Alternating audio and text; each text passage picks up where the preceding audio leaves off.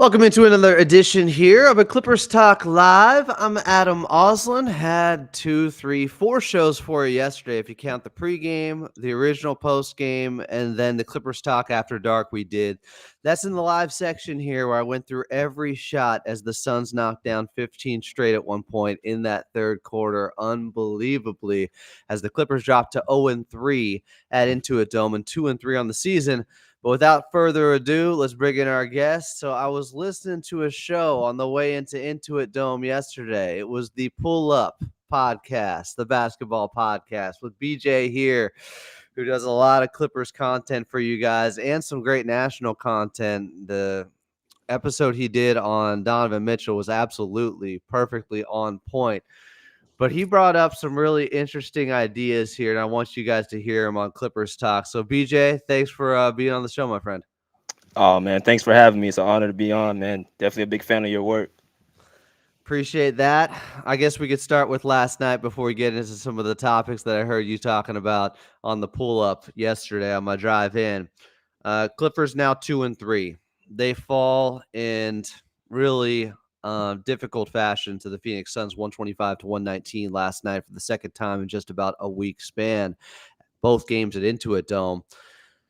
I went through it post game and I looked at every single shot that Phoenix knocked down in that third quarter, the 15 of 15. And I guess it's not the all time record. Some people were telling me that a couple years ago, back in 2019, the Houston Rockets hit 21 straight shots in a quarter. People were hmm saying that the Pacers did it back in 2008 or something like that. They hit 20 straight shots, but 15 straight shots is something I don't know if I'll ever see again.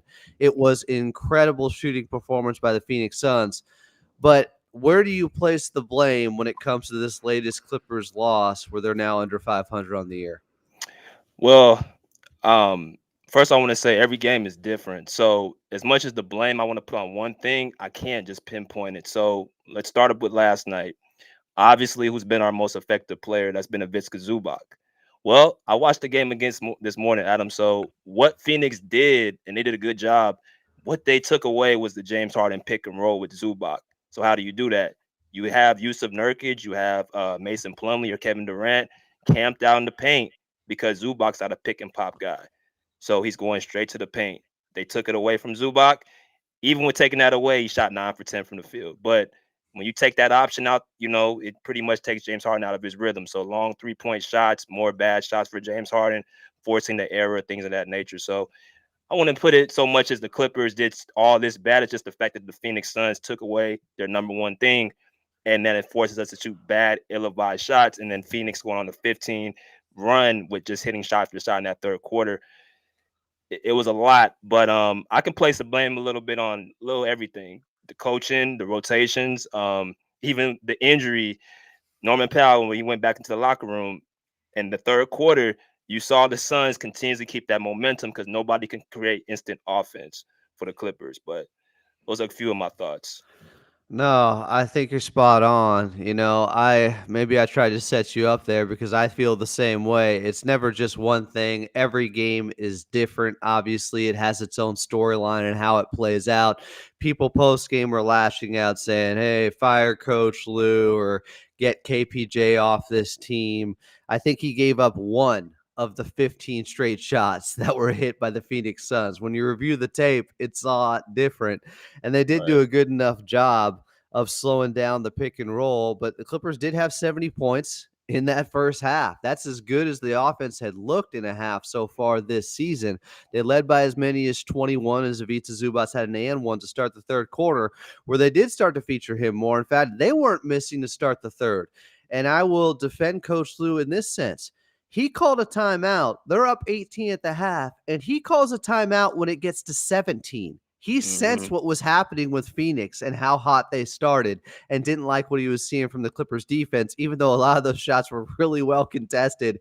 And Phoenix is just a great jump shooting team, over the top hmm jump shooting. When they get hot, it's unreal to watch. Right. But you mentioned that connection with James Harden. and Big Zoo. And if you slow down James Harden, if you slow down the pick and roll, you slow down the Clippers basically.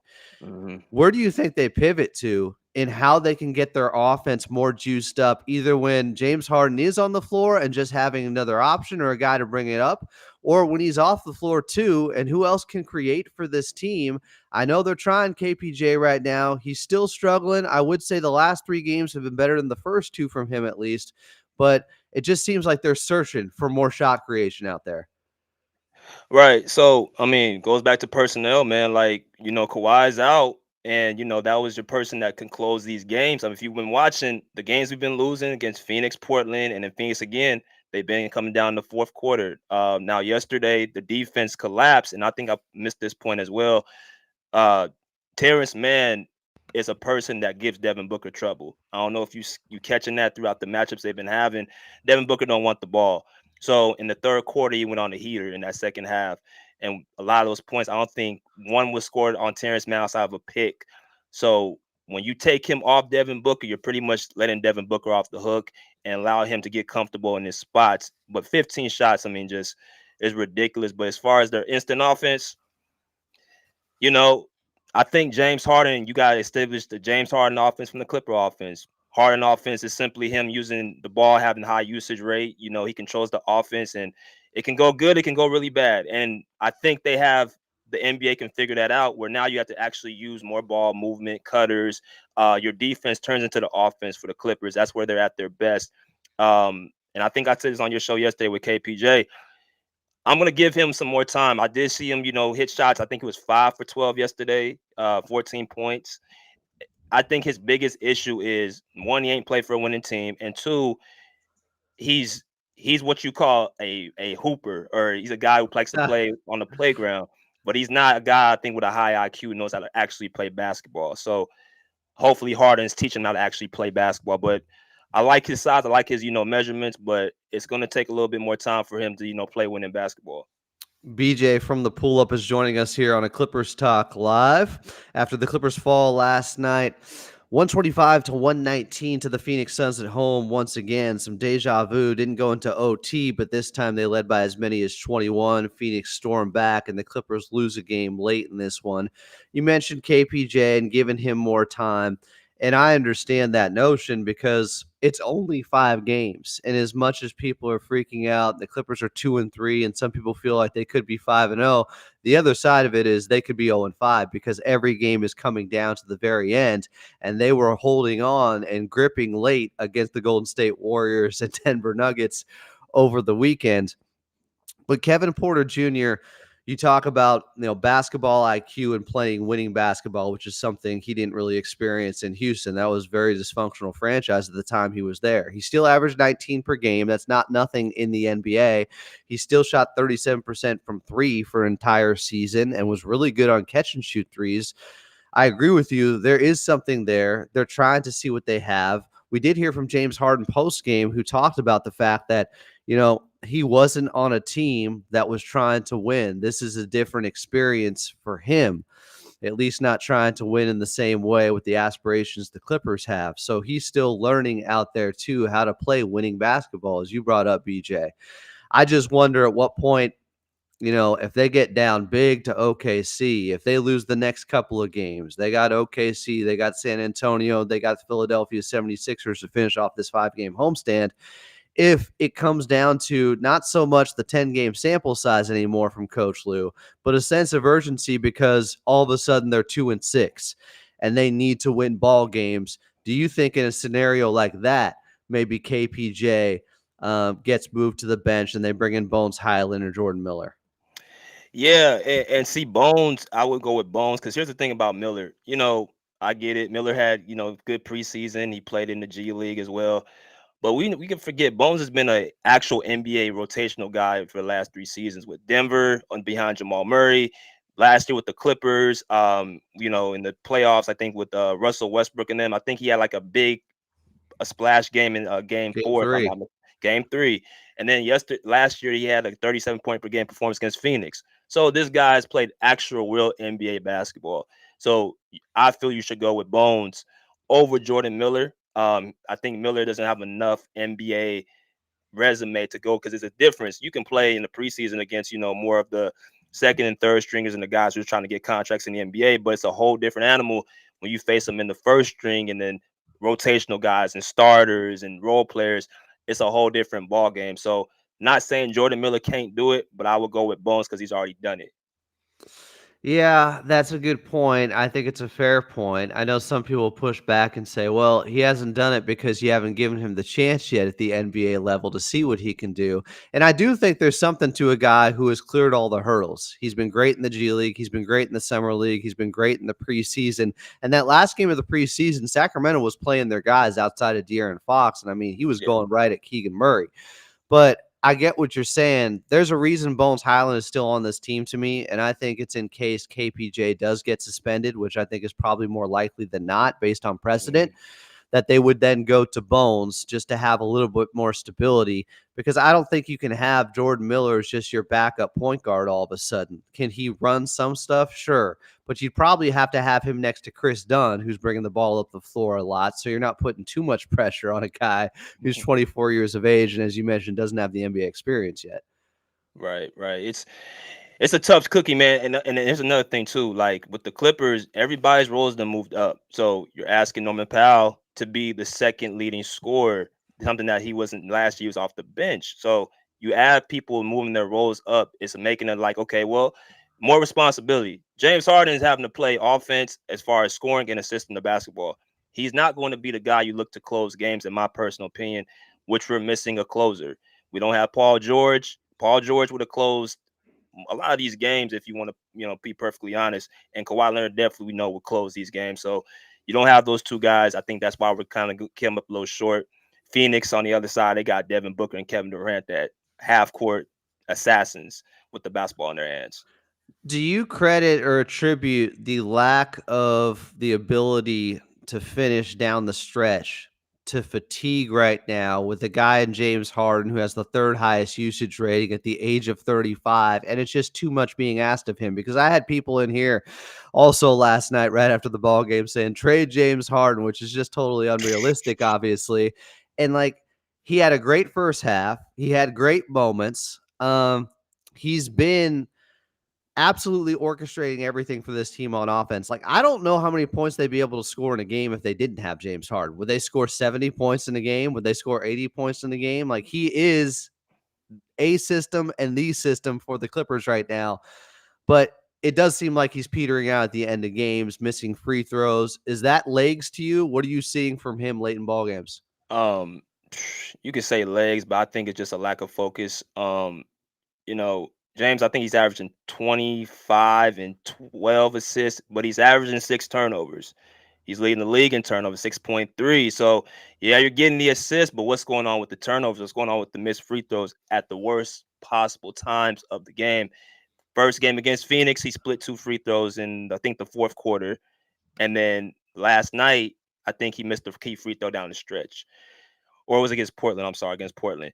So you can say half of it's fatigue, but you can say half of it just, he's a vet. He's supposed to knock those free throws down. Like his career, I think he's somewhere close to like 80, high 80% from the line. You knock those down when it counts. I agree with you. He's missed free throws consistently, and the Clippers' losses late. And my concern is, like, you just knocked one down. He's splitting them for the most Hmm. part. He's not just missing both. Ivica Zubats did miss both against the Portland Trailblazers. To me, that's a more inexcusable loss in some ways. You got 4 games against the Portland Trailblazers. I know you were up 21 against Phoenix, but they are clearly capable of also going 15 of 15 to start a quarter.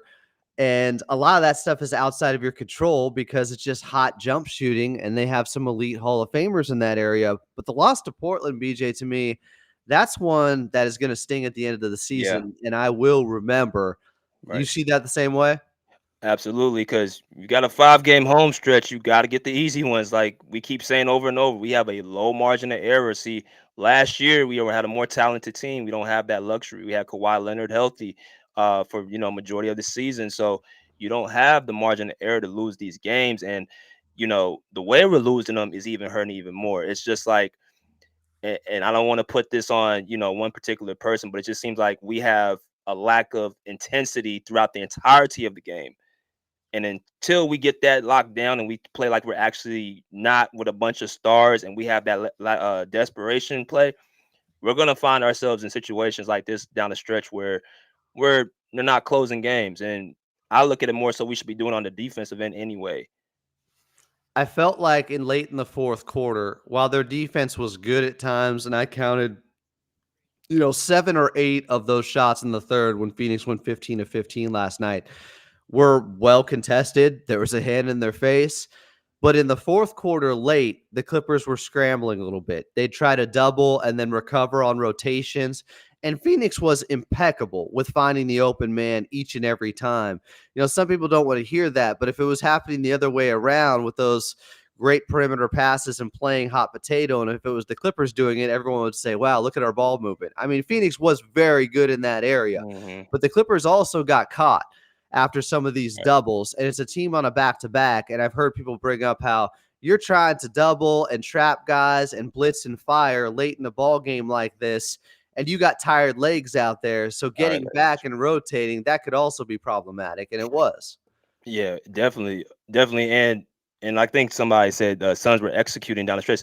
I mean, the Suns, they're definitely they fixed a few things from last year. Their fourth quarter production, their fourth quarter execution with Tyus Jones now. They didn't have that last year. They were turning the ball over with Kevin Durant and Devin Booker being the ball handlers and Bradley Beal. So you add that, and then also Mason Plumlee has been a good addition for them as well off that bench. So they are a more better team. I still think we can. I know we can still beat them with Kawhi. Even without Kawhi, I think we still should be 2-0 against that team. But at the end of the day, the name is put the ball in the basket, especially in the stretch of the fourth quarter. And when you don't have that, or you struggle to find that, you can find yourself in some trouble. Yeah, and Tyus Jones was the guy that they were trying to blitz, get it out of the ball handlers' hands. That's what we saw with Portland, what they did against James Harden down the stretch the night before. It was some brilliance by Chauncey Billups using some of the playbook from Coach Lue. Obviously, they're friends, and Chauncey Billups came into the coaching ranks learning from Coach Lue. There was a great fire he had on James Harden that led to a turnover late in that game, late in the shot clock. So you mentioned lack of intensity, and you didn't point to that player you were kind of alluding to there. Are you saying James Harden is the guy you're zeroing in on there? And tell me how you felt about James before he became a Clipper and how you felt about him over the last year or so now. I have a love-hate relationship with James. Love James Harden has changed the game of basketball in ways that I don't think when he's retired, I think people will appreciate him. You see Luka Doncic, what he was doing. That's who James Harden was in Houston. High usage player. You can score the ball with the best of them, and he can assist. You're talking about a guy that's had 3 scoring titles, an assist title, 4 All-NBA first teams in the Steph Curry era in his prime. People don't talk about that as well. He's got top 75, top 50 player of all time. But the hate I have for James Harden is when he's had stuff on a silver platter for him to finally get a championship. He hasn't been able to close that deal. So when he came onto the team, I was a little skeptical, but then I said, I'm gonna give this guy a chance. Like I gave Russell Westbrook a chance. Like you got Kawhi, PG. We do need a person that can orchestrate the offense. It does help. And I'm supportive of him, but I'm also gonna remember, like, I know who he is. Like he's a player that, he can turn on when he's real happy, when he's good. But when he checks out or when he's fatigued or tired, he's not getting what he wants with the ball, like on that pick and roll and what like those options. He doesn't have much to really go to. The James Harden system is one way. You have to play under his system for him to be productive. I mean, I think that's fair. His system, and he said, first of all, the distinction is he said, I am a system. I'm not.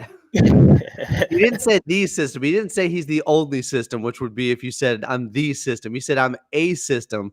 He acknowledges that, and he talked about how I think it's worked pretty well in his career, and you can't argue with that. I would push back a little bit. You mentioned him not closing the deal. I mean, it's the KD Golden State Warriors, which I think is the greatest team of all time that I think prevented him from winning a ring ultimately. But I Mhm. understand they did have a game 7. They were up. They missed 27 straight three-pointers. Those weren't all missed by James Harden. And some of that is crazy flukiness, and they were missing CP3 the last couple of games. But Mhm. I kind of feel the same way that if you're not running it through James Harden and playing his way, why do you have him?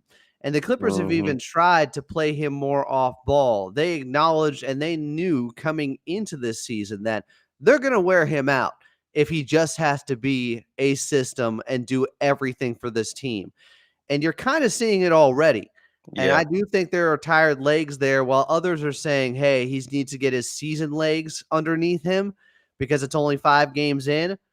I just don't think it's sustainable to play this brand of basketball with James at the age of 35 with this current roster construction. Now, if Kawhi comes back and all of a sudden he alleviates a ton of the burden, that's different. But right now, Right. without Kawhi, to me, it's problematic, BJ. Yeah, it's something where they have to do this by committee. I mean, it looks nice. It was looking good for the first couple, 2, 3 games. Oh, we got the James Harden Zubac connection. Zubac, the best center in the league, or top 5, whatever you want to call it.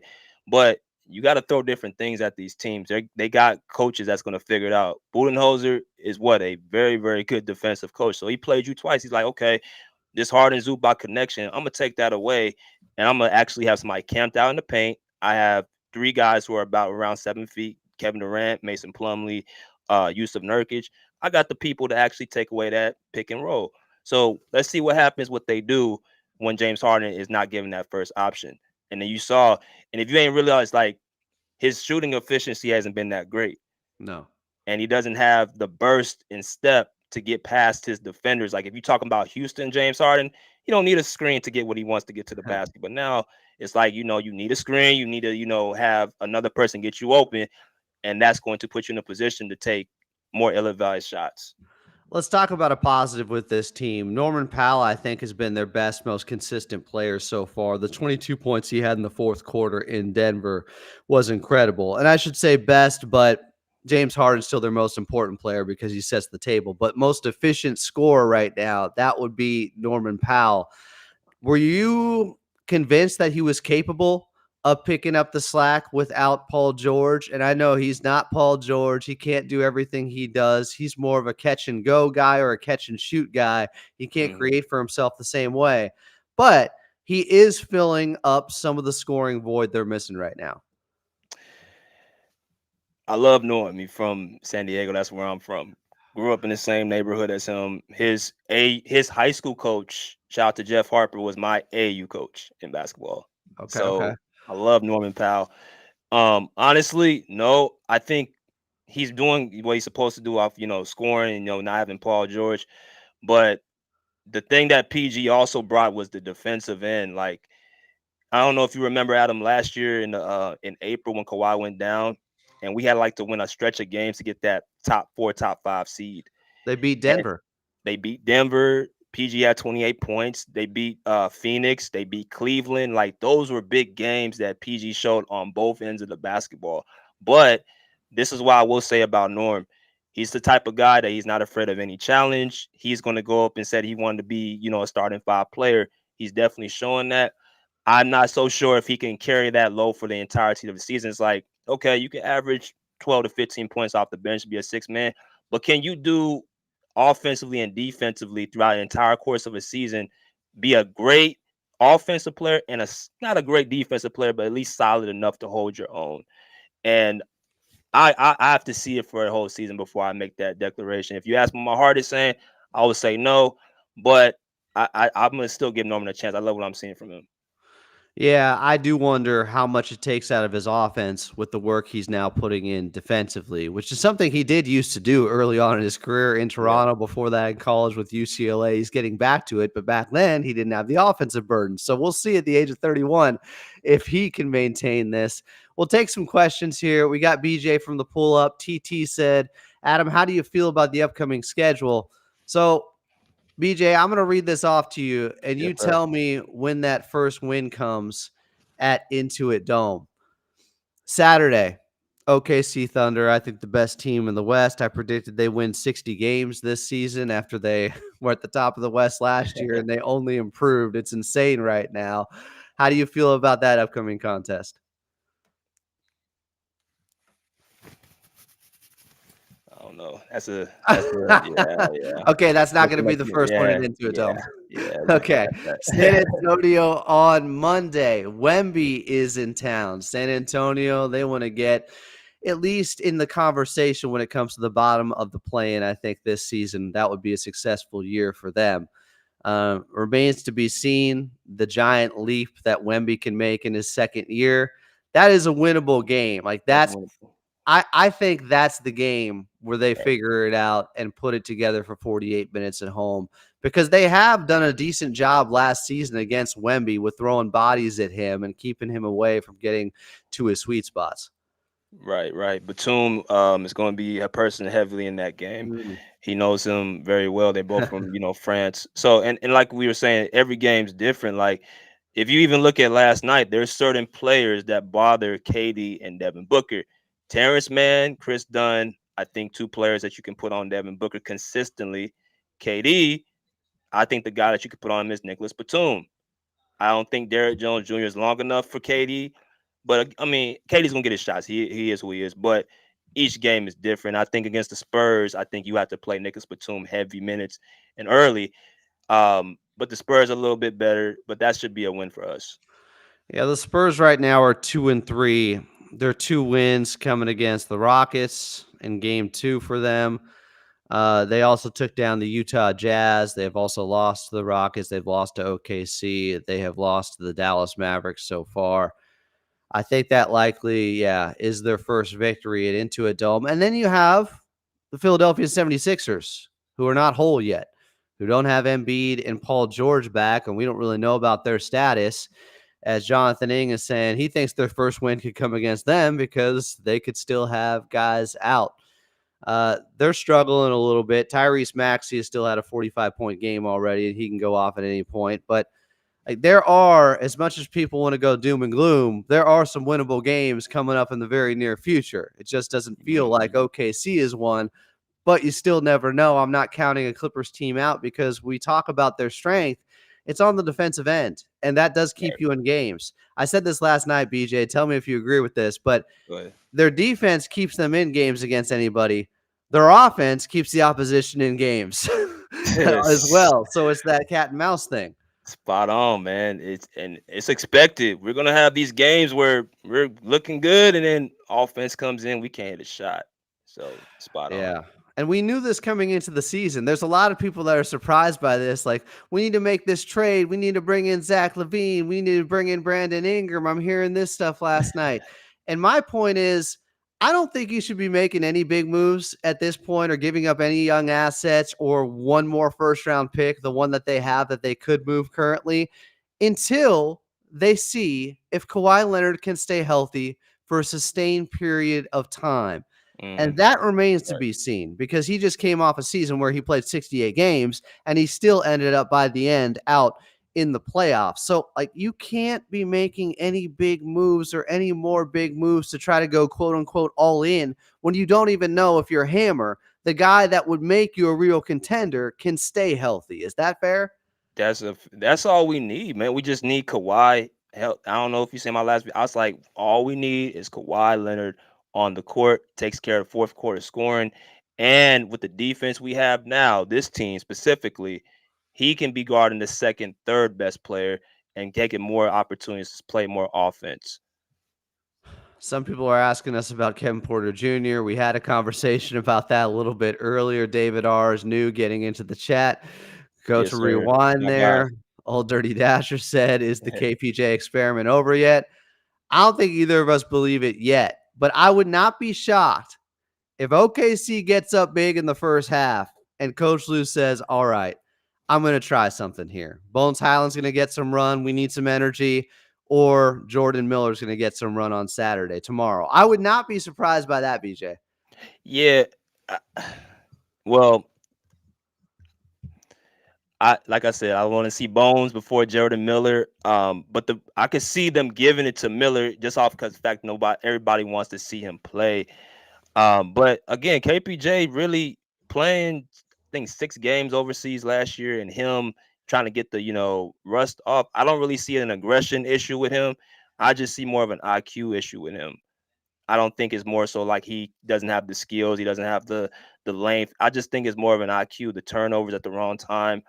That comes with just being on the court and playing and reading situations. So I think you have to continuously roll with him because he's a small problem to the issue. Like we got 2 3 things we can name before we even get to KPJ.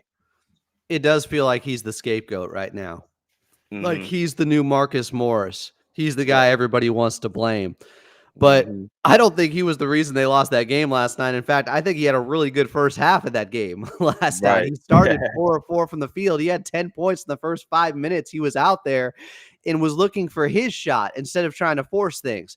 Now, he still couldn't knock down a 3 later, but I think he went 5 of 7 from 2. Right. And you do see the skill set, and you do see some of the stuff this Clippers team is missing and looking for in him. I will say the book is still out on whether or not it's just him getting up to basketball speed in some ways with the basketball IQ that could be lacking, or he just doesn't have it because he was on a really bad Yeah. team and he still Yeah. has to learn that part of the game. Yeah. Yeah. That's where I'm like trying to see like is Harden. What is he telling him? Because that's the person that you pretty much your backup. And from what I know about Harden, like he does mentor, like he mentored Tyrese Maxey when he was in Philadelphia. I'm pretty sure he's going to Kevin Porter Jr. It's like, hey, this shot that you might want to back it out and actually take a better high quality shot. Like I'm hoping he's in his ear, like in practices and on the team bus, on the plane rides and stuff like that, just talking to him and telling him how to actually read defenses because he has all the ability to do it. It's just he's a little bit erratic. Yeah, I agree with you, and I do think that's a good point. James Harden's leadership has been fantastic with the Clippers, especially this off season, his first with the team and getting them together in Arizona. And I do think he takes guys under his wing now. I do think he feels like that is a part of the maturity process of being 35 in this league and being an all-time player. And with what he said post game about KPJ and his time with the Houston Rockets and how this is a different situation, um, I think it likely is happening right now, and maybe that's why he's played slightly better the last 3 games than he did the first 2 guys. I think we have to Mhm. at least acknowledge that with Kevin Porter Jr. But I want to get to this Kawhi Leonard conversation Sure. because I listened to a recent show you had about this, and it was high level basketball stuff talking about the real reason why the Clippers haven't won a championship. And let's frame this the right way when it comes to Kawhi Leonard and not to go the easy national media way of just saying like he doesn't want to play basketball or this guy's always hurt. He has a real injury. He has a real Mhm. injury. He's not able to go right now for the Clippers. Maybe we'll get an update at practice at some point this weekend. But I thought it was smart stuff. And you also said you've kind of gone away from just being a fan over the last 5 years or coming from the fan perspective to a more analytical approach. Mhm. And I sense that when listening to your shows on the pull up pod. How did you get there? Are you saying that the Clippers and the disappointment and so many things happening that were out of their control in the 2-1-3 era with injuries have kind of put you in a different mindset? Oh yeah, man. When they first got Kawhi and Paul George, I was like pretty much everyone else, we're gonna win a championship, this, that, and the other. And it wasn't the bubble that broke me. It didn't break me. It was like, okay, yeah, we gave up a 3-1 lead, but we gon' we I see what we got. Next year, go to the conference finals in the arena, then the building. Okay, missing Kawhi the first year. We gonna get him back, get him healthy, get him right. Okay, we're gonna get a championship. The year that really hurt me and really broke me was not even last year, it was 2023 against the Suns. Like I don't know if people think, which Kawhi Leonard was the best version. I think that was the best version out those 2 games that I've seen of Kawhi Leonard because him scoring 35, I know it was 2 games, but he guarded KD at the start of the game. He didn't wait until game 2 or the second half of game 2. He guarded that man at the start of the game. Vice versa, 2021, Luka Doncic, they had to wait till game 6 to guard him. So when you lose that and you have Paul George already hurt, it's like, damn, like what can we do to get this man healthy? So that broke me. And then last year, just I'm not making no predictions until the playoffs. I mean, it is a wait and see approach now with Kawhi Leonard. You're hoping for the best, but his right knee has been problematic to say the least. And I do have real concerns when you're just talking about swelling from playing basketball. His knee swells up when he wants to play basketball, is what it feels like over the last 6 months with what has transpired with the swelling going back to March 31st. The last game he played was against Charlotte. Then he's out. People were Hmm. saying, hey, they're just saving him for the playoffs. That was not the case. There was real swelling. They couldn't get it under control, and they still can't fully get it under control apparently yet, because 5 months after the supposed surgery and the cleanup in May, the swelling was almost gone. It's like, wait, 5 months later, it's still just almost gone. So I am worried.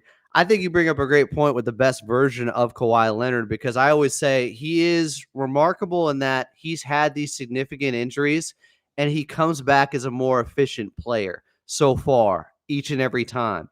You talk about the 22-23 season, which was up and down with the Clippers in the regular season, but they get into the playoffs and it felt like they flipped the switch against the Phoenix Suns. He's guarding KD. He rips him and goes the other way for that dunk and transition, and Kawhi's putting up points against him. And I've always said, I think Kawhi should be ranked higher all time, at least he is by me, over Kevin Durant, Of because course. I trust him more in a playoff series because KD's game is more finesse Right. and he can be hurt when the game gets more physical and the refs let you play a little bit more in a playoff series. That doesn't happen with Kawhi. It doesn't, and he plays both ways elite. So if you're the best player offensively and defensively, how am I not the best player on the court? Yeah. How I, am I I not? think he was through the first two games, obviously. Without Paul George, I think they would have won that series, Yeah. even just having Kawhi against Phoenix, and that would have done a lot for his legacy. So I feel for him in this situation. But I know he is your favorite player. I Yeah. mean, he's one of my all-time favorite players too. And there's a scenario where Kawhi's not dealing with so many injuries and he's in the damn GOAT conversation, you know? That's a real Absolutely. Earth 2 possibility. Absolutely. You're talking about a guy who hasn't, out of the last what, 7 seasons, 7 years, he's only completed two playoff, or I think 1920, yeah, two playoff series. He has not completed more than that in 7 seasons. It's unbelievably bad luck and just a consistent issue on that right leg, whether it's the tendinopathy first with the San Antonio Spurs, now with the swelling there after an ACL, after a meniscus. But you brought up the point on the podcast that you don't fear anybody in the West with Kawhi healthy.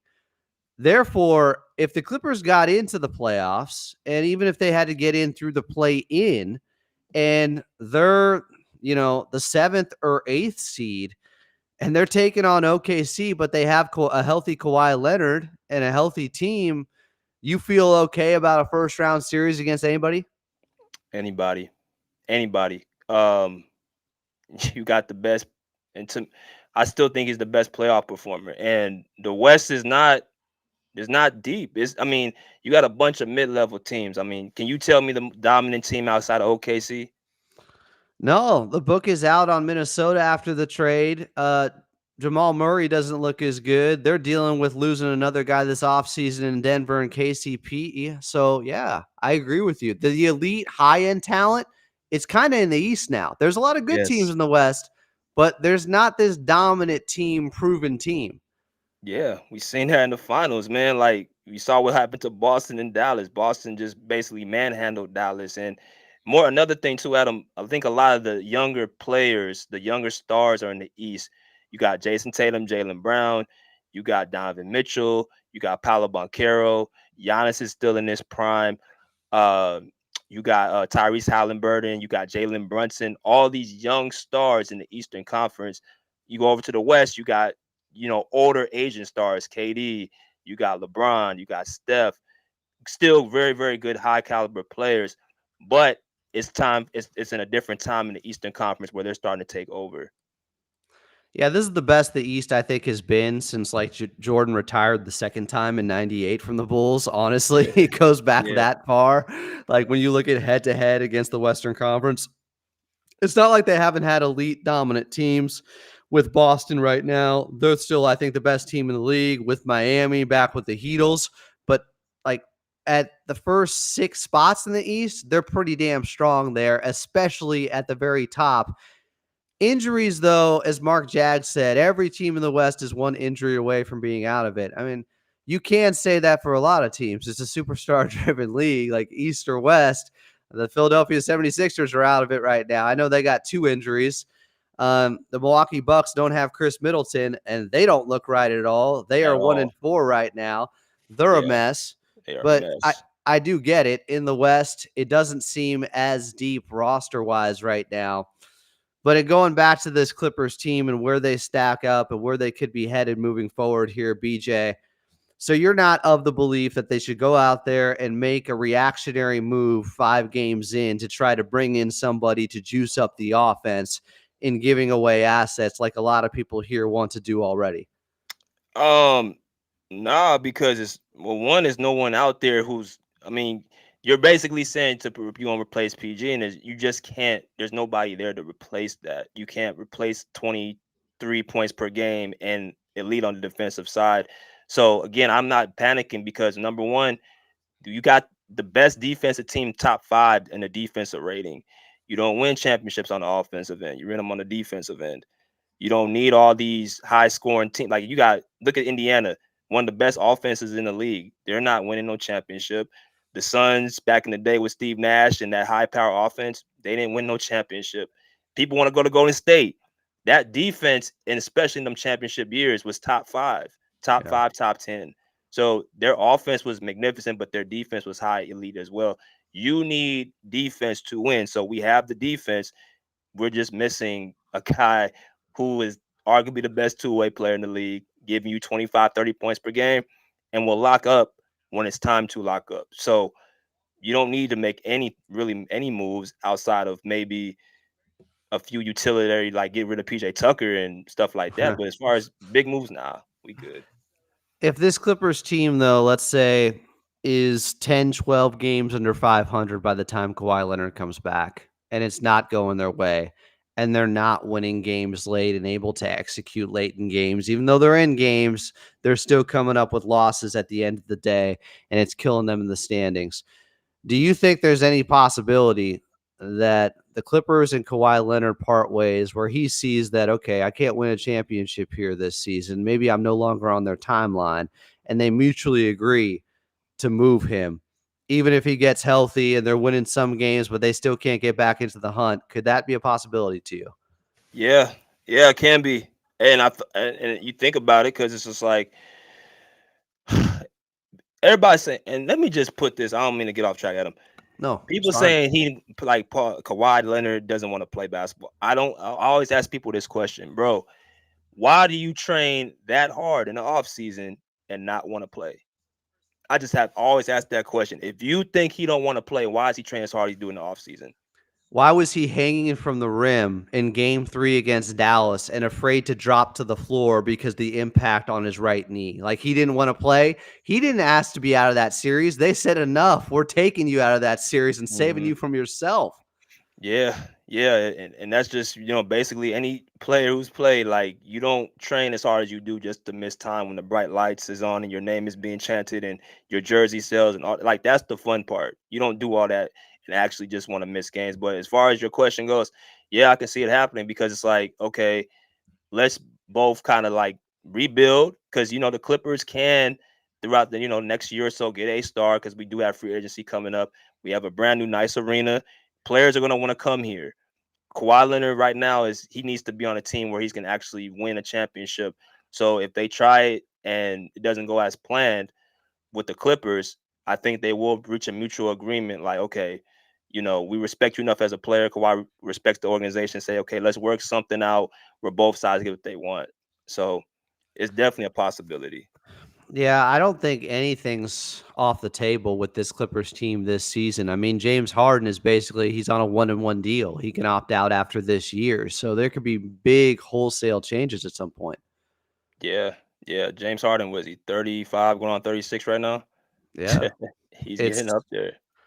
and a lot is being asked of him currently to try to hold this thing down. And I just don't know. I felt like if they were hanging around 500 without Kawhi Leonard, that's good enough. That's impressive to me. That's maximizing their talent right now on the offensive end. Just hang around 500, just be right there, and then get Kawhi back. And hopefully, if they got him for 50 games, they go 30-20 in those games, you know? And then Mhm. you add in the Clippers getting 12, 13, 14 wins without him. They get around 45 wins on the season, and you should be in the play-in mix at least then. And therefore, you got a chance if Kawhi can stay healthy enough. But I guess what's your long-term outlook for this particular year with this team? I know it's so dependent on Kawhi Leonard and how many games he can play and if he can get healthy. But I mean, what's a successful season to you? Uh, you talking about with Kawhi if he plays the Yeah, whole year? say he gives 50 games. Say it's Kawhi, you get 50 games out of him. Okay, you get 50 games out of him.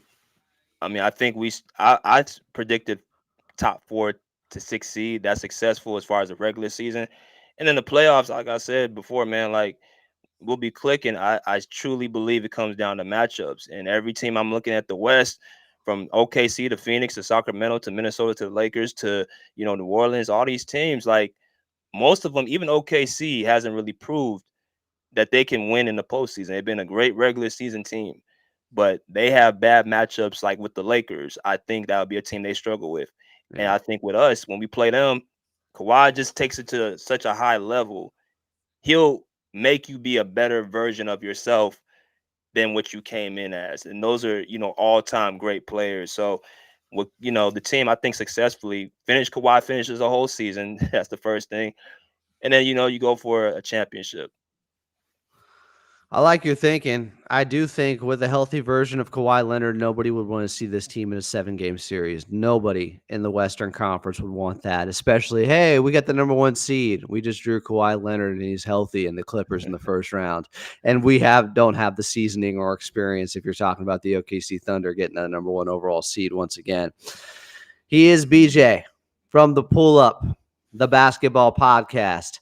It's a lot of Clippers, but it's not just Clippers. This conversation about Donovan Mitchell, I felt like was as poignant and perfectly put of the type of player he is and where he could be headed this season with the Cleveland Cavaliers currently having the best record in the Mhm. league. It's been impressive. BJ, where can everybody find you?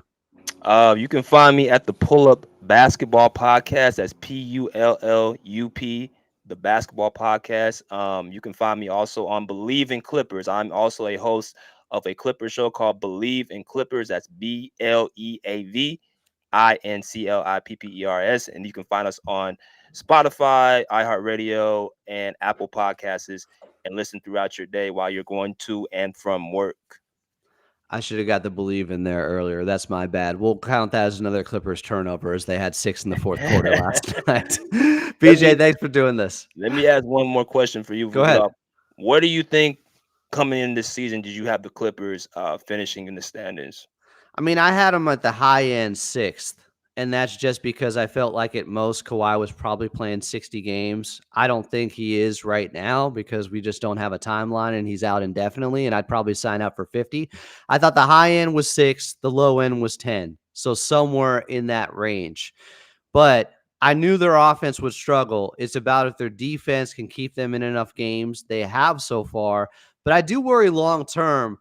Like, there can be a breaking point, not just because it's taxing to play that hard every night defensively, but it can be so demoralizing when you go 5 straight possessions without getting a bucket and just feeling like it's such a grind offensively that eventually it takes something out of your defense. Aside from the fact that if you're having turnovers, all of a sudden defense is harder. Those live ball turnovers, you got advantages for the opposition coming your way. I don't have them as a top 5 defense by the end of this season. I think they need to be top 8. Some people were like, we're top Mhm. 3. We can be that good. They could be. I think if Yeah. they had Kawhi and offensively, they weren't making things so hard on their defense. Yeah, and there's another thing too about this defense. Like, it's a difference when you go up against all-star, all-time great players like we did last night. We can have a great team defense, which we definitely have. And shout out to Jeff Van Gundy for that as well, being the defensive guru. But it's a whole different story when you face superstars and all-stars. Sometimes your defense is just not good enough. So I think it's a little realistic to have it, yeah, top 5, top 8, and I think that's somewhere we'll finish at. Hey, if you got any more questions for me, we can keep it going. I Let's like go. being I'm interviewed. So. I ain't got nowhere to go, man. We can go with some in the chat actually. Okay, some Yeah, people are being doomers and saying Bruce here is saying Kawhi will be back in 2025. I'm that's one of guessing my guys, Bruce. Bruce is in here. Someone's saying we should get Dime Dropper in here too for some of the top Clippers podcast guys to get Shout out to together. Don. Some are saying I want SGA back. Everybody wants SGA back and all the picks back. That's just unrealistic. I will say this. This is probably unrealistic too. Go I ahead. think the best way, BJ, the best possibility of them getting Shea Gilgeous-Alexander back would be is if OKC won a championship within the next 2 seasons, which is likely. And then he says, hey, I did my part here. I can go wherever I want. And if he wants to go back to LA, I know he's kind of a fashionista. I don't know why Yeah. he would want to leave OKC in their situation. I'm just trying to look for reasons. But it starts with winning a championship there, fulfilling his Mhm. destiny there. And then maybe you can get in the ballpark of bringing SGA back. Yeah, yeah. I'm gonna tell you a quick story. So one of the coaches, assistant coaches for the Clippers, was there with SGA. He just left a couple seasons ago, and we were talking on the phone, and he told me he recalled being in practices with SGA and with the Clippers, and he would dominate in practice. And Patrick Beverly, he overheard on the sideline, said, "That guy gonna be all right." And you know, Pat, he used to always be ruffling and talking and get up all under you. None of that stuff bothered SGA when Pat was doing it to him in practice. So he was against the trade. He was against moving SGA. He thought that, they should have kept him, but because Kawhi wanted, PG, and Kawhi wanted to, make that splash, they had no choice but to make that move. Every GM in the history of basketball, I think, makes that move, to be honest with you. Right, And right, right. Me too. to underscore that, Jerry West was a voice in the room, and they asked him about the trade, and he signed off on it. And he's Right. the greatest front office executive in the history of sports, in my mind. So if Ever. he's doing it, everybody's doing it. Like, what are we talking about here? It made sense. Paul George just finished top 3 in MVP and Defensive Player of the Year. Thank Kawhi you. Leonard just won Finals MVP. Everybody was after him, and the Clippers got him. And yes, it Yeah, took getting rid of SGA. Did you think yeah. his ceiling was this high at the time? Because all I remember hearing was all-star potential, not MVP potential. And I do think he's going to win the MVP this year. Nah, man, and see, SGA, even now, like we look at it, where OKC just got really notarized last year, and he's been in the league for 7 seasons. He's 26 going on 27. And I'm not trying to say he's not a great player. I love how he plays, but SGA is just really starting to come onto his own. So nobody knew what was going to happen. And like you're right, PG was coming off his best season at OKC. So it's like you make that move, and the reality of it is that we haven't won because Kawhi hasn't been on the basketball court. Paul George has Kawhi in 2021. I think we get past Phoenix, and I think we can beat Milwaukee because Kawhi just did it 2 years ago. So and then it's just like, it's just bad luck, man. I just chalk it up to that. I'm making that move 10 times out of 10. I know you're too logical to fall for the Clippers curse stuff. It's just bad luck. It's just bad timing. Um, it's not even, as Brian Seymour would say, if they just had bad luck and not the worst, most horrific luck of all time, they would have had a championship by now in the 2-1-3 era. Like, we're talking about extraordinary circumstances that kept them away from winning it. Yeah, we 4 years, man. Four. It's unheard of for a guy of that man's caliber to be out for 4 years straight in the postseason and not finish. It's like it's heartbreaking. It really is. It's like a basketball tragedy to not get to see one of the best players of his generation. I think he's a top 10 playoff performer ever. At his best, I don't think there's 10 guys that I would take in a 7-game series in the history of the NBA over Kawhi Leonard. That's how much I appreciate his skill set. He has, I mean, you can just look at his winning percentage. He's top three with Magic Johnson and Larry Bird. I mean, that's who he is. He's a winner, and he's gonna do whatever it takes to win. And he's got. See, it's weird with him. His career is just he's gotten better at every single year. Whether it been shooting the mid range, whether it be ball handling, whether it be rebound, like he's gotten better at something every single year. Another topic of conversation right now Yes, is Terance Mann and if he should still be in the starting lineup. And I thought he had his best game of the season last night, and you brought up the perfect point. He's good against Devin Booker, really good, great. because he fouled out in that game and got some tough ones in game one at Intuit Dome against Phoenix in that overtime loss, 116 to 113. And Phoenix pulled away late. And I think that was partially due because Terance Mann was off the court and his defense was good. He still can't knock down a three right now. I'm hoping he gets some confidence off of last night's game and Coach Lue trusting him and having him close once again, because he made some great hustle plays. He had that offensive rebound leading to a Derrick Jones Jr. layup. Like, he was playing more Terance Mann basketball outside of not knocking down a three-pointer still, but everything else seemed to be there. Yeah, T Man. So fan favorite Terrence, man. And if we fought the rotation, it's funny, Adam. When I heard Norm say he wants to be a starting five, I'm like, is he taking a shot at Terrence, man? Or because who else are you going to replace if James Harden started and Kawhi's at the three, and you got Derrick Jones? Who you spot are you taking? So you taking Terrence Mann's spot. I do know Terrence Mann starts off slow in the season, but he's one of those players when it's time to perform and make the big plays, because everybody wants to focus on his offense. Everybody has a role to do. You don't need all this offense to win games. Terrence Mann is a player who makes winning plays. Who was the guy that helped in the 21 playoffs when Kawhi got out? Terrence Mann, 39 points. Yes, it was people want to put it all on him like he won the game, take away from Paul George, but he had to make those shots, and he made them in the most crucial times. And people don't also know this too. Luka had an inefficient series last year in the playoffs. And who was the guy that was primarily matched up with him? T Man.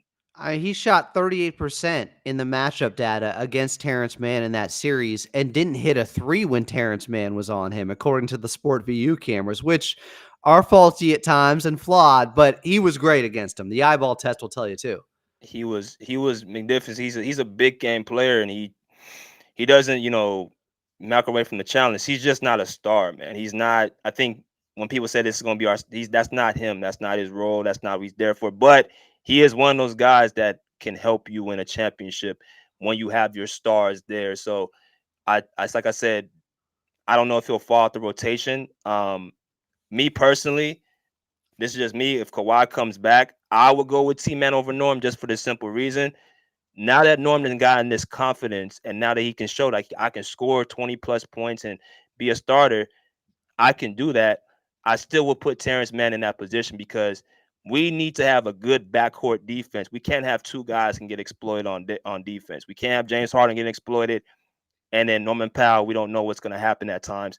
Terrence Mann, he's going to guard his man for the most part. So I Yeah. would bring Norm off the bench and let him, because again, that's more scoring off the bench too. And I definitely agreed on this point before the season started. I just don't know if you can demote, and it would feel like a demotion to Norman Powell if he continues to play this good and gives them what they ask on the defensive end. But I agree. I don't want their point of attack defense to suffer. Now, maybe they're still good enough because Norm's playing solid defense and you still got Derrick Jones Jr. out there and Kawhi Leonard, that it doesn't matter. And defensively, that starting unit is solid. And look, you could bring out Norman Powell early in the first quarter to get him back with the second unit, which I think is what Coach Lue would do in that case, because they'd still have plenty of firepower on the offensive end as long as they have Kawhi Leonard and James Harden and Ivica Zubac there. But I do think Terance will be the odd man out once that decision has to be made. I would make the point, though, that when they brought in Chris Dunn, I said, well, he's a better point of attack defender than Terance Mann. He's a Hmm. specialist in that way.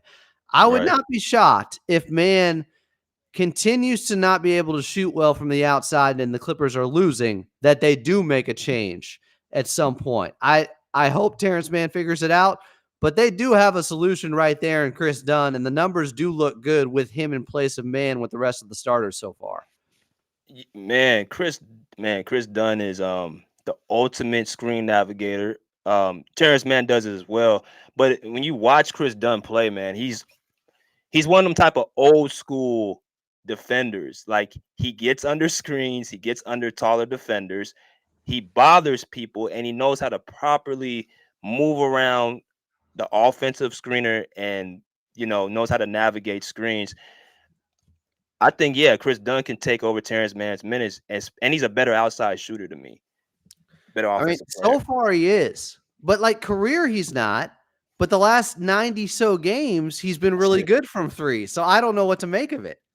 I mean, I think maybe it could be just comfortability too. Like, and he's a better ball handler too. He's a better ball Yeah. handler than Terrence Mann too, and creator off the shot. So yeah, man, Terrence Mann has to get on the offensive end because Ty Lue's an offensive coach. If you're not scoring the basketball, he will sit you down, and that's kind of another thing that's a little bit of a issue too. I think Ty Lue puts offense over defense.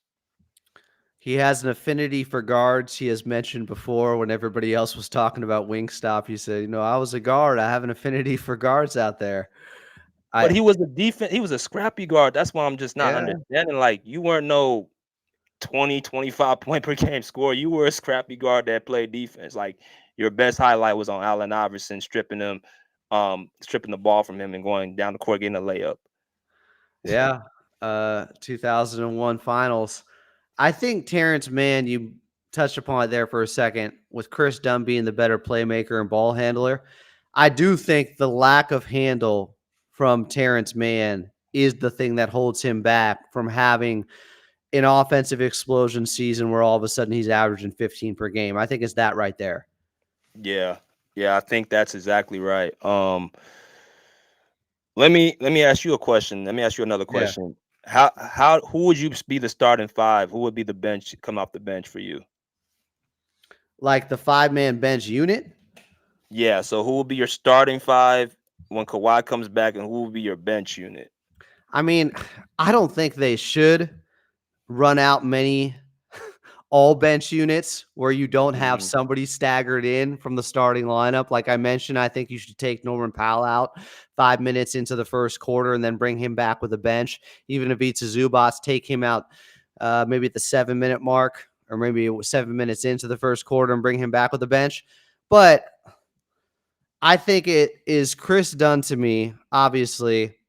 Nico Batum, those are two guys I need right away off the bench. And Amir Coffey has played well early in this season. And people say preseason doesn't matter. Amir Coffey was great in the preseason. He was hot then. It carried over into the regular season. Yeah, Amir is our best two-way player, bro. That's You something think that people so? don't realize. That is our best two-way player outside of Kawhi.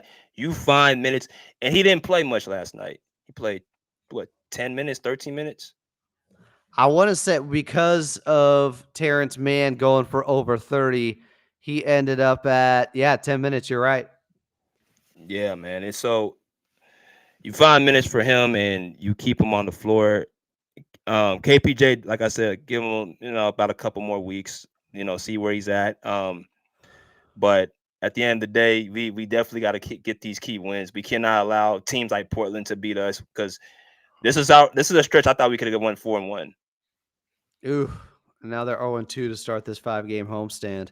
So I'd have Chris Dunn, Amir Coffey, Nico Batum, and surprisingly, the 5-man backup unit, and one of them is a starter in Ivica Zubac, where you have Kevin Porter Jr. next to Chris Dunn, next to Amir Coffey, next to Nico Batum, next to Big Zoo. That's been very productive so far. Mhm. Offensively, they struggle at times, but the defense has been so tremendous. They've been winning their minutes overall. I know they went -2 the last 2 nights, but that's not terrible. And before that, they were a +10 in their 14 minutes coming off of the first 3 games of the season. Like, Coach Lue has done a pretty damn good job of figuring out units and rotations and lineups that do work so far, and I don't think he's gotten nearly enough credit for that, honestly. No, I haven't. Nobody, you know how it is. Like nobody gets overlooked with credit. Especially in losses. So yeah, I think. Let me ask you: do you think Jeff Van Gundy? How much credit does he get? He's getting more than Coach Lou right now, and I know he's the new shiny object, and I love JVG for MVP. I do think he's doing big work defensively with this new system where they are attacking more and being the aggressors on the defensive end and creating turnovers, which is exactly the formula this Clippers team needs to get some easy buckets in transition. He's been awesome. He's been great. I just don't think people should be overlooking what Coach Lou has done. But JVG might be their biggest offseason pickup, to be honest with you. Yeah, it's not even the player. It's the coach. It's the assistant coach. Man, defense will always be king. Defense will always win. And if you got the offense to match it, great. But you gotta make stops and you gotta be able to make sure teams that don't get out of control offensively. So yeah. Like, there was a play in the first half where I saw James Harden have a great closeout on a Tyus Jones 3 in the far side corner. And I was like, damn, like, does that happen without Jeff Van Gundy? Like, I've seen multiple defensive plays from James Harden. I think he had one over the weekend against Golden State where JVG got off the bench afterwards. Harden had a deflection or a steal. It was a great defensive play. And Jeff Van Gundy's coming over to him and screaming, like, cheering him on. Like, I think there's something to having an OG on the bench, somebody that you watched on TV forever, because most of these guys, they don't even know Jeff Van Gundy, the head coach. He's been out of the league from that aspect. He's been with Team USA, but not everybody's going to be playing for trying out for Team USA. So these guys see him as like, this big face of the league, really, in some ways, because he's been a big part hmm of the NBA nationally with him calling games for so long. And I think they get up playing for him. I do. And he's old school with that fire and hmm brimstone approach, screaming at guys, getting after them, holding them accountable, and he has the respect. Yeah, he has the respect. He has the how can I put it? He has the aura, and he's like one of them coaches that will actually be there with you and actually be encouraging, actually be engaging. Get off the bench and yell a little bit and get all riled up. That's what you need. That's something that Ty Lue I wish would do more. I wish he would actually get more engaged other than have his hands full like this on the side. Oh, come on. Don't give him that Darvin Ham treatment. He doesn't have his hand in his pockets, at least. Like, he picks his spots when to get fiery. And again, for him to call that timeout in the third quarter when they're still up by 17, but he can already tell Phoenix is heating up, I thought that was a brilliant move. That It was it didn't that stop was. anything because the Clippers defense was solid and Phoenix still kept hitting shots, but he picked up right away what was going on. Here's a question from Bruce, and I think it's a little bit unfair. Saw this morning that Harden was saying the turnovers are due to usage rating. Is Harden's ego bigger than the team? It's like, it's facts. Like, I do think a lot of it is due to usage rating. I'm not saying it excuses him from everything, BJ, but Mhm. if you have the ball in your hands all the time, you're going to have more assists, but also more turnovers. I think it does account for a lot of it.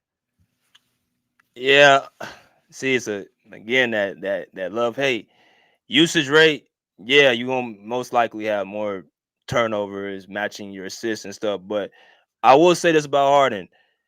I think the system that he continuously runs, I think he needs to do something a little different. How about giving the ball up to somebody else and let them, run the offense? I mean, we might ask who. Let Who's Chris Dunn run it. Let KPJ get some more, ability to run it, like learn a little more, and let you play a little off ball so you're not as tired with the ball in your hands. Because I get it, if you're responsible for scoring and assisting the basketball, you're not going to have enough energy down the stretch to really close games, and defensively, you're going to be somewhat of a liability.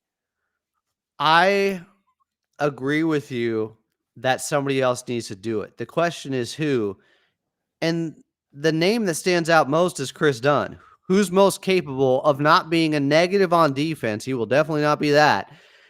He doesn't hurt you there, and he can play make some, bring the ball up some. I'm kind of surprised they haven't exploited that or explored that as much with him next to James Harden.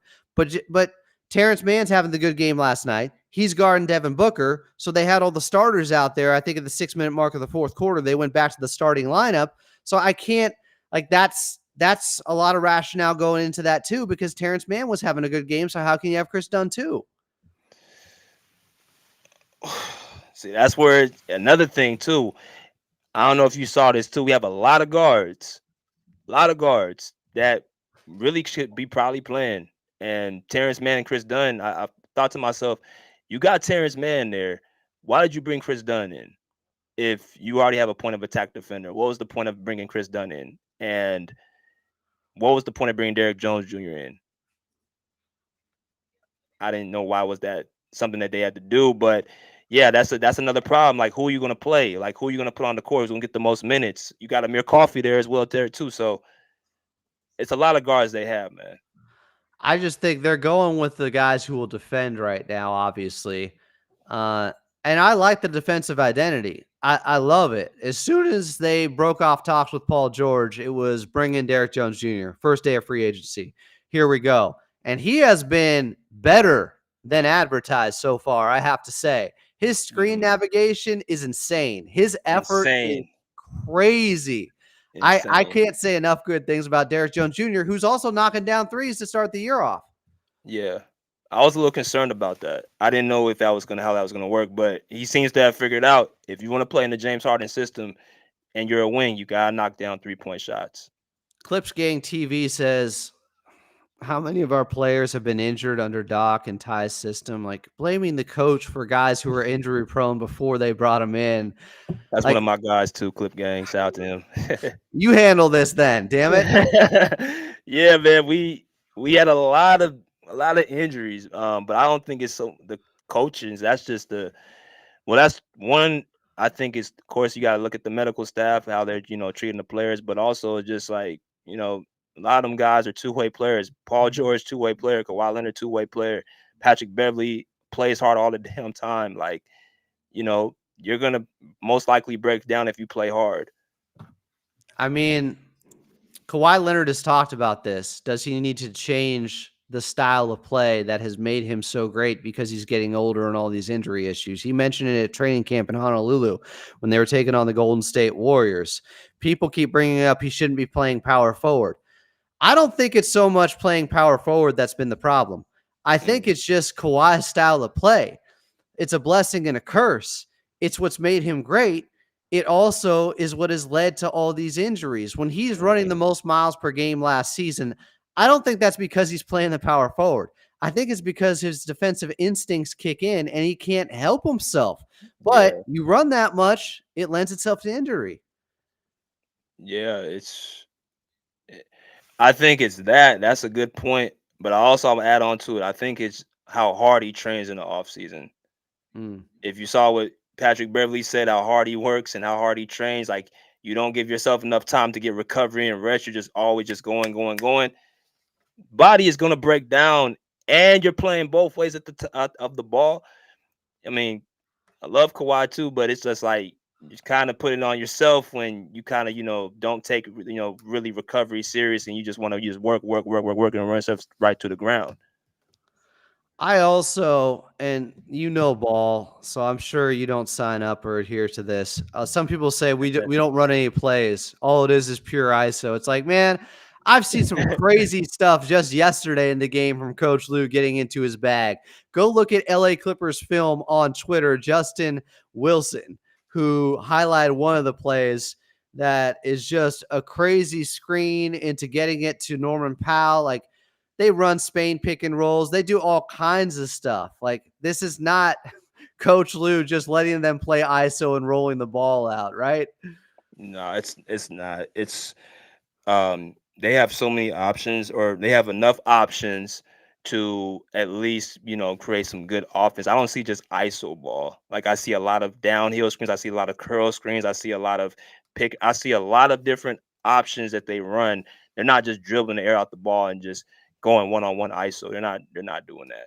And when they do, it's because they have the top two guys in isolation points last season. Kawhi was first in the league in points per possession in isolation. James Harden was second. I think that means you probably should let those guys go into ISO some too. That is a big part of the offense. And guess what happens in the playoffs? A ton of ISO ball because everyone's seen everything. You've game planned. It's a 7-game series. It comes down to tough shots being made. Yeah, man, it's called half court offense. That's what it's called. It's called shot makers. That's what you need to win. That's what Kevin Durant and Devin Booker did last night. The game's gonna come into the clutch of the game. Those are called clutch shot making points. Yeah. Boonit said Clippers are going to make a trade for a forward before the deadline, and they will trade Terance Mann. They like Derrick Jones Jr. and Dunn more. I think there's a possibility. As soon as he signed the contract, I said, well, that is also a very tradable contract. I don't want to see Yeah. Terance Mann leave. He's a legacy guy. He's the second longest tenured Clipper on the team behind Ivica Zubats. He's been a great ambassador for Clippers basketball. I think people are forgetting it wasn't that long ago, guys, that Terance Mann over a 50-game stretch to end last season shot 44% from three. I'm not too old to forget that Terance Mann just shot 44% from three over a 50-game stretch and then shot 45% from three in that series against Dallas. Like, I don't think you should be giving up on him after 5 games when we have a much bigger sample size throughout his career from distance. Yeah, I could see it happening, honestly. I could see them Sure. entertaining the move, but will it happen? No, I don't think it will. Because they're looking at it like, is Chris Dunn that much better than Terrence Mann? Is he like, oh, we gotta pick him over? I don't think it's that point. I think Terrence Mann is for him to lose his spot, and I think it's for him to get moved if he plays not up to how he's supposed to be playing. Clips Gang TV says Harden wore out again in the fourth. He said his usage is affecting him. Of course it is. We knew it would. The problem is they don't have any easy answers in that area. We Nah. talk about KPJ struggling. Sure, they could go to Bones. They could go to Jordan Miller. He hasn't proven much at this level either. They don't have an easy answer. The team is still built as having Kawhi Leonard there. Kawhi is the answer. They don't have him right now. Every team out there, except for Boston, has a flaw. Every Right, team right, has flaws. right, This is the Clippers right now. right, right. We don't have you don't have your big dog. You don't have the guy that's gonna make the clutch. And again, we've been losing. It has been irritating, but we're losing these games by nail biters and self-inflicted wounds. I mean, who would have thought Phoenix would have had 15 shots in a row? That is when the last time you heard that? I mean, I was asking people late last night, and I guess the Boston Celtics in 1985 made 25 straight field goals in a game. I'm guessing like maybe one of them was a 3-pointer, and most of that was just Robert Parrish and Kevin McHale getting downhill into the basket, not the jump shooting you see today. So for 15 straight shots to go, it's more impressive when it's a lot of tough jumpers. I mean, one of the first made shots is Terance Mann, I think, or no, it was Norman Powell with a hand in the face of Devin Booker, who hits this baseline fadeaway on the left side. There is nothing you can do. I think the biggest thing in today's game, when people say there's no defense, they are not acknowledging how there are more high degree of difficulty shot makers in today's league than we've ever had before. Guys that can hit shots that there is nothing you can do about. Yeah, we if you look at it, I think like even last night, some of those shots were like tough shots. Like Devin Booker got on a heater, but again, like when you took away the pick and roll early and often in that first that second half, I think that kind of propelled us to kind of fall in that little bit of a crux with Phoenix. That's fair. Mark Jag said tomorrow should be a game where they try something new and different. Might need to rest Harden, even though he doesn't want to miss a game, to give Bones and Miller a look. Well, so they've had 2 back-to-backs in their first 5 games, which is absurd Yeah, in yeah, its yeah, own right. And yeah, Clippers yeah. luck, they get a new arena and they still have 16 back-to-backs this season. This is not a back-to-back. They're not playing on Sunday. Now they're alternating days the last 3 games of this 5-game homestand. A game, a day off, a game, a day off. Like, they're going to try to win. And it's more important to win now after dropping 2 in a row and being swept on this home back-to-back. I don't see Harden missing the game or trying something different. Guys, if James Harden doesn't play and you still don't have Kawhi Leonard, BJ, you tell me if I'm wrong about this. They might not score 85 points if James They Harden doesn't will play right they now will with how get much he has to do. they will get ran out, and that's the last game. You said Saturday. That's the last game you want to try that. That's the last team you want to try that with. That is they will get ran out the gym. They may, they still might because OKC is that good. But if you don't have James Harden, that is your foundation. That is your floor offensively, guys. He is getting everybody shots. Like, even though he has turnovers, like, he is doing so much at the age of 35. I can't blame James Harden that much for these losses because I know what's being required of him. And honestly, it's just unrealistic to have him in this role at this age. But the point is, if you have Kawhi, it all works. It all makes sense then. Yeah, it makes sense. And again, it's the defense is good. We took care of half the problem on defense. It's just and see Tyloo again.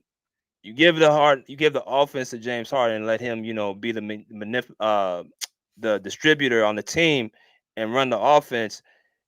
I like I said, I don't think people realize this is not Houston James Harden. He's not a player that you can say you can make a bunch of role players and just give him 50, 60 wins. That's done. So it's kind of like easy to see why he's averaging a lot of turnovers. He's not looking as fluid. He can't get past players like he used to. But right now, he's still a very, very good playmaker, and he's a very, very good scorer. So if you take him out against OKC tomorrow, you're gonna get it's not gonna be pretty. I don't disagree with Stratus here. And I guess our friend bringing up the point against OKC is because he's just saying punt that game, just not even play hard to get him more rest because you're going to lose anyways. But Stratos says the answer is having Mann facilitate more and giving Harden less minutes and less usage. We've seen Mann be a decent point guard prior to getting Westbrook. Mann can come off the bench to do this. This is, I think, a real point here because we saw it. Remember, at the end of the 22-23 season, before they brought in Russell Westbrook, they had a 14-game sample size with Terance Mann starting at point guard. They went 10-4. He was solid. I don't think he was spectacular. I think he was solid in that role. He can pick up some of the burden and take something off the plate of James Harden there, I think. Yeah. Um. Yeah. It's basically defense to offense, man. Maybe if you want to try this, if you want to try to have a guy who's quote unquote a ball handler or another playmaker in for James Harden and just go all out defense, that's another try that you can have. Terance Mann taking over or Chris Dunn, but again against star players like SGA, you better try to keep them under control because if they get hot like Booker got hot last night, it's gonna be a little bit of an issue. TD said, this is simple. Kawhi is done. Harden is old. And the roster construction is awful. Ty Jones was on the market, and the Suns got him on a vet min. Yeah, good for them. He wanted to come to a team I think he saw as more of a contender. So I don't know if the Clippers could have gotten him. That's why he took the veteran minimum, because he's trying to win now, and he thinks he can have that big role with Phoenix and have a chance to win a championship. Doomer stuff here about Kawhi is done. Harden is old. And I take issue with the roster construction is awful. They constructed it to have a very good defense to keep them in games every single night, and that's what you have seen so far. I would argue Lawrence Frank cooked this offseason by giving them a chance to win ball games because they leaned into defense. Yeah, this roster, if this roster was here last year, around. And people don't know this too. The Dallas series, we could have won that series even without Kawhi on the court, bro. Because we had we featured Zubac the first game and we destroyed Dallas. Games 2 and 3, or game 2, we tried to force feed Kawhi, who wasn't ready to come back yet. Game 3, Kawhi obviously wasn't himself. PG falls out early. Game 4, James Harden and Paul George went off, with 33 points. But we were in the series up until game 5, but we didn't have enough defense around Paul George and James Harden to make them focus on offense. Because something Paul George said that was very clear. Like, when you traded for James Harden, you did take away all of your utility guys, the Nicholas Batums, the KJ Martins, the Marcus Morris when he was actually good before him kind of falling off a cliff. You need utility guys to win around your star players. So this roster right here, we have that. We have utility guys. We just don't have the star on the court. Well, and I also think that series was lost on the offensive end with Paul George just not putting up shots or not taking enough shots, 16 per game when you are the guy there. Basically, without Kawhi Leonard all series isn't enough. I mean, Dallas only averaged 107 points per game. I think the Clippers offense failed them a ton too. But to your point, if the defense is a little better, if you're creating turnovers like the defense is now, you get easier plays on the offensive end. You get fast break points. You get out in transition a little more. I think the Clippers had 20 plus points in transition last night. That's been a big part of their team. I love this roster construction. It all works. If you have Kawhi, you're going to have a top 10 offense in a top 10 defense that might be top 5 if you have Kawhi Leonard on this squad right now. Like, they are dangerous. They are a live dog with this roster, with the big dogs you mentioned earlier, if they can get Kawhi back. Yeah, man, it's right there. And the West ain't, like I said, there's nobody in the West that really takes, for me, don't really shock me. Maybe because I'm a little different, because I grew up watching these guys like KD and Steph and LeBron and Kawhi, who year in year in and year after made deep playoff runs, championships, this, that, and the other. Not teams that are one hit wonders, have one great season here, one great season there. So I don't really look at somebody in the West like that scary. See, I appreciate y'all, but people like TD that just bring up, hey, we need to find a closer. Like, it's that easy to do. Like, we can just Right. bring in that forward. Like, teams just are trying to help the Clippers out there. Nah, they're It's not. just unrealistic, my friend. Like, who's the forward they could bring in? The guy that always gets talked about, BJ, is John Collins. And I don't think he cures much. I'm not sure if he's even the same player over the past couple of seasons from what I've seen athletically. And he is, while he can shoot, it's not on high volume. It's not super efficient. And if you play him next to Ivica Zubac, you have to have a forward next to Zoo that can shoot, because Zoo's not a shooter. So you can't have two guys in your front court that are non-shooters, because it's going to kill spacing. So who is that perfect shooter out there that can also guard up and play power forward that the Clippers can get realistically? I haven't heard anybody bring up the guy. Like, John Collins is a name. I don't know if that's the fixable player for this team.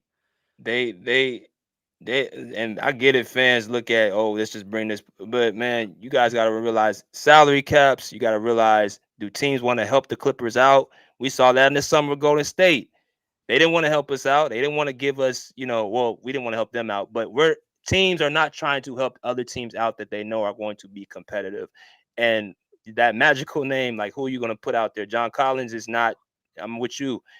He hasn't really shown to me that he can be an integral piece to this team, and he ain't that much higher than anybody that we have right now currently. So maybe Miles Bridges last year, but even him, like, And that's just not get Kawhi on the happening court now. healthy. Yeah. Yeah, just get Kawhi healthy on the court, man. The other question, or the other comment I always get is, trade Kawhi. We've been saying if Kawhi can stay healthy, but it's like, guys, the same reason you're pointing out of why it's not working with Kawhi is what would hold them back from being able to trade Kawhi. You think the other teams don't know he's been injury prone and he's on this contract? Like, Kawhi can't stay healthy, trade him. Well, you can't trade him because he can't stay healthy. He hasn't been able to prove that, and he's got $150 million left on his contract right now. So that's not an easy solution either, BJ. It's not, but this is why I will push back a little bit. Okay. There will be a team there'll be a team that takes him. If he Because can get on the court first and show something, he's got to have a stretch of he's play like he does. that's what I'm going with. What if the Clippers look at it like, okay, we get him healthy, let him show that he can still play, and then we move him. That can be another option because my thing is again, how many more you have a team right now who is scrappy, who's good, who could win with Kawhi, but like I said, this is not going to be easier for him. It's going to be a harder task than it was last year for him to win with a championship caliber team. So, do you say to yourself, if you're the Clippers, like, okay, well, we do have some young talent here. We just need to kind of get some salary cap. We can move off from Kawhi and hopefully get like a star coming up in the next 1 or 2 years. They can look at it more like that, or they can just like, okay, well, we signed Kawhi to this 3-year extension. Let's try to ride out and see what happens. I don't disagree with you. That is the scenario where it happens, where Kawhi gets out there. He looks really good for 20 games.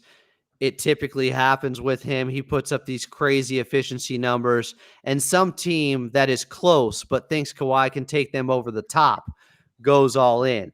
I don't think the Clippers are still getting a ton back, though. I don't know what they're getting back.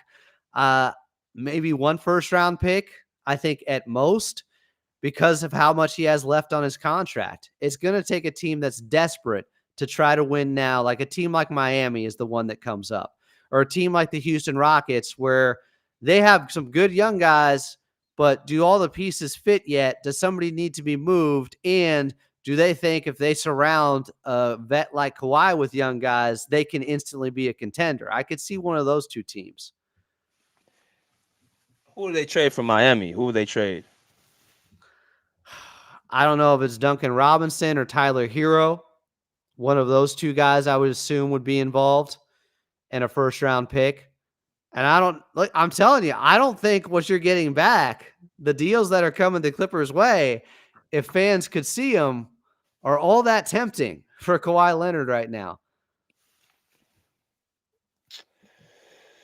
I heard Golden State. I There's did hear another them. one. I did hear Golden State.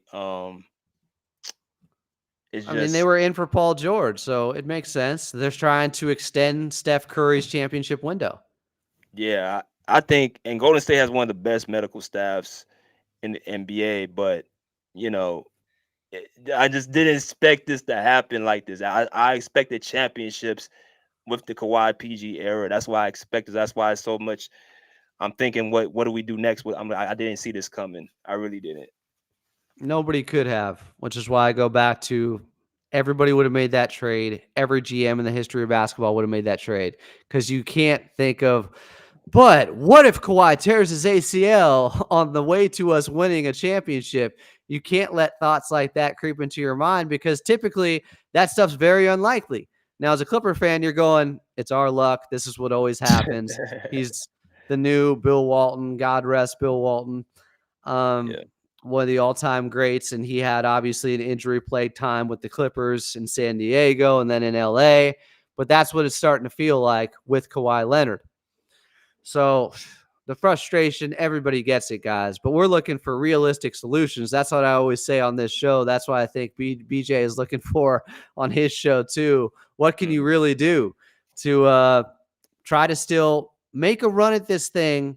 Ideally, if you can still make a run at this, if Kawhi gets healthy, and I think the roster, with how they've looked so far, like it suits Kawhi Leonard and they would be a dangerous team. But if you can still stay flexible as well under the first apron, so then if a big opportunity arises, if there's a star that is disgruntled with his team and you can make a move for him or free agency and you can open up a slot because you got that cap flexibility to bring in somebody, like that is what I think the Clippers are trying to do right now. And it's not easy, but I think this front office is capable. very capable. We'll have to wait and see, man. I got Kawhi for one more year. Personally, if it doesn't happen this year, I'm okay with letting it go. I'm okay Mm. with letting it go. We're both huge Kawhi fans. It hurts our basketball souls to see this right now with what's happened to him. It hurts him even more than anybody. I think he Great really wants point. to be out. I'm just like, man, You could just look on the side, man. He don't want to be on the sideline. Like he don't want to play. Like, come on, man. I think the best point you made regarding this is all the training he does, all the hard work he does. That's the tough stuff. That's the miserable stuff. The fun stuff is actually being able to go out there and play. And Kawhi is being held back, the fun guy, from doing the fun things that he has earned through all the training he does for a guy who didn't even have an offensive game when he first came into the league to get to this point. It's all because of the hard work he has put in, and his body is betraying him and working against him. And it just seems like a cruel fate right now. Man, it's a nightmare. It's terrible. Ugh. All right. This has been fun, BJ. One more time, tell everybody where they can find you. They can find me at the Pull Up Basketball Podcast, which Adam has right there on the top of the screen. Or you guys can find me on my show. Also, I cover the Clippers called Bleav in Clippers, Bleav in Clippers. You can find me on Apple, Spotify, or iHeartRadio on that as well. So please make sure you guys follow and also continue to support. This was a long time coming. Took far too long here. I blame myself. You know, the season starts and I just start losing my mind because games start coming at you left and right, and I can't navigate it. But BJ, you're a killer. I appreciate the great analysis today. Thanks for doing this. We'll do it again soon, my friend. Yes, keep up the good work, Adam. Appreciate you, brother. Love y'all. This has been another edition of Clippers Talk. Talk to you later tonight. I think we got a Clips and Dip, maybe some Clippers Talk after dark as well. Follow me at Follow Adam A for show updates.